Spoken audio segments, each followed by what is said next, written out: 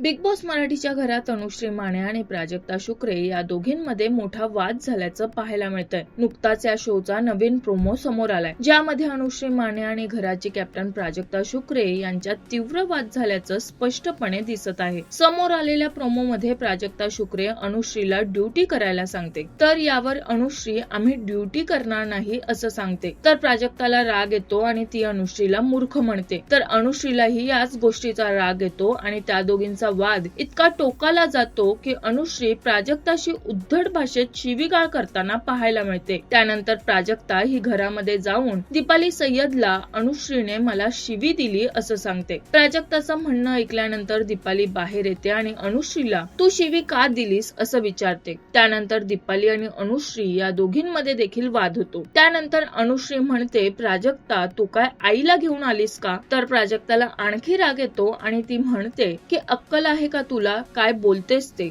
बावळट असं म्हणत ती अनुश्रीवर भडकताना पाहायला मिळते। तर आता अनुश्रीचं वागणं हे तुम्हाला अयोग्य की योग्य वाटतं हे आम्हाला कमेंट करून नक्कीच सांगा। आणि बिग बॉस मराठी सीझन 6 पाहायला विसरू नका, फक्त तुमच्या कलर्स मराठीवर आणि जिओ हॉटस्टार वर कधीही।